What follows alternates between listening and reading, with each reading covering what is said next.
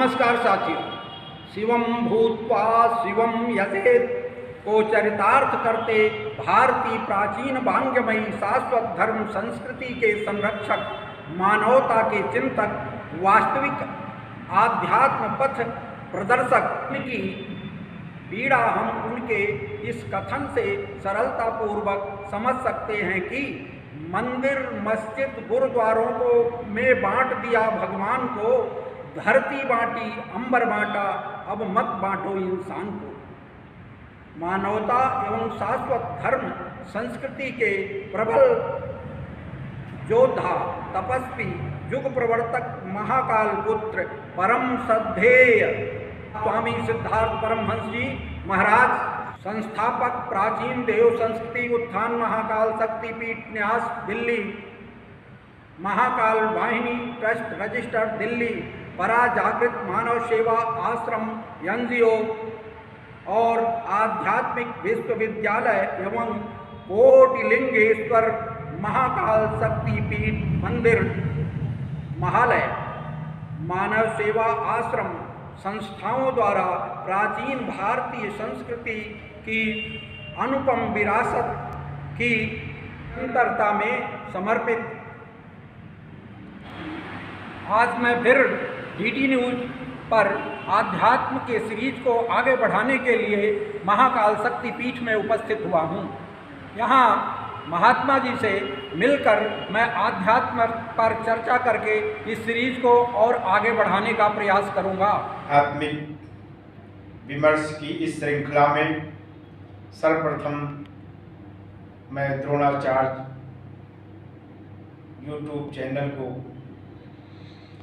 महाकाल शक्ति पीठ की ओर से साधुवाद ज्ञापित करता हूँ तथा अपने उन तमाम आध्यात्मिक अमरपुत्र जिज्ञासु दर्शकों को महाकाल शक्ति पीठ की ओर से उनके जीवन में अस्थायी सुख शांति की स्थापना हो, इसके लिए महाकाल एवं माँ जगदम्बा से मंगल कामना करते हुए मैं अपनी इस आध्यात्मिक विमर्श की यात्रा आगे बढ़ाना चाहता हूँ।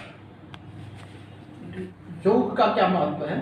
अध्यात्म में योग का तात्पर्य है संयोग कराना। हमें इंद्रियों से ऊपर उठकर मन के धरातल पर अनुभूतियों को जन्म देना है और मन को हमें आत्मा अध्ययन के लिए उसका सहयोग प्राप्त करना है।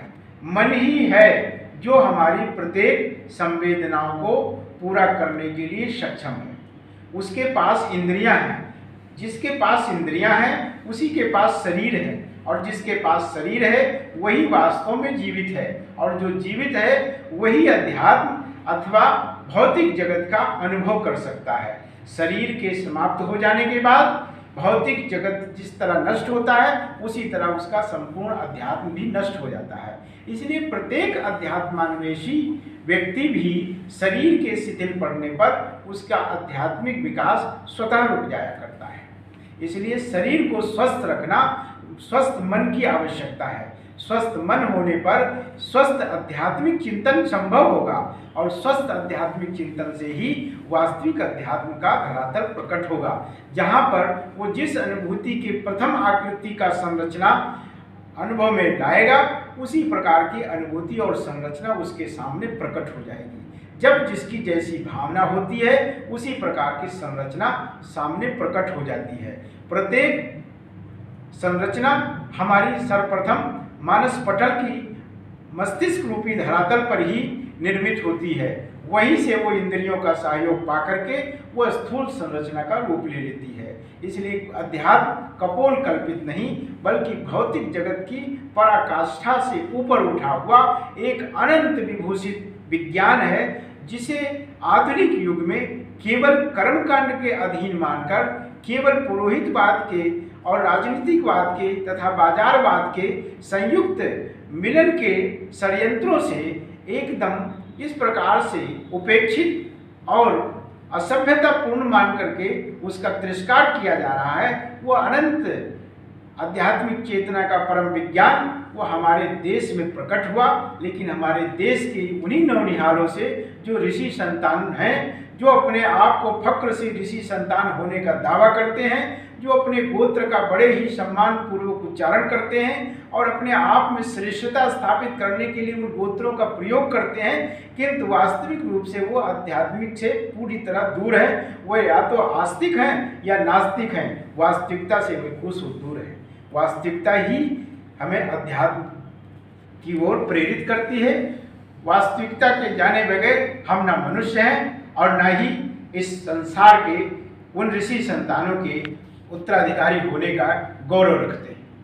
तो गुरुदेव, ध्यान आध्यात्म के लिए कितना जरूरी है? अध्यात्म जब प्रारंभ होगा तो ध्यान स्वतः एक प्रक्रिया है जिससे गुजरकर जाना होता है। अध्यात्म का प्रथम सोपान ही है ध्यान। ध्यान का तात्पर्य आंख बंद करने से नहीं है। ध्यान का तात्पर्य है कि हम शरीर, इंद्रिय, मन, प्राण, चित्त, बुद्धि और अहंकार इन समस्त को जानें, इन समस्त में जागृति लाएं और इन समस्त के वास्तविक धरातल को समझें। और जब हम इनसे समझ लेंगे तो चलते फिरते, खाते पीते, उठते बैठते हर एक प्रक्रिया हमारी अध्यात्म अथवा ध्यान अथवा समाधि होगी। जिस प्रकार हम परमात्मा शिव का मानसोपचार पूजन के समय वंदन करते हैं, शिरोपभोग रचना निद्रा समाधि स्थिति संचार पदयो प्रदक्षिण विधि स्तोत्राणि सर्वाम गिरो यद्यत् कर्म करो तदखिलम संभो दवराधनम। इस तरह परमात्मा रूप होकर के हम परमात्मा का ही चिंतन करेंगे। तो गुरुदेव, ध्यान समाधि दोनों को जोड़ने की प्रक्रिया ही योग है क्या?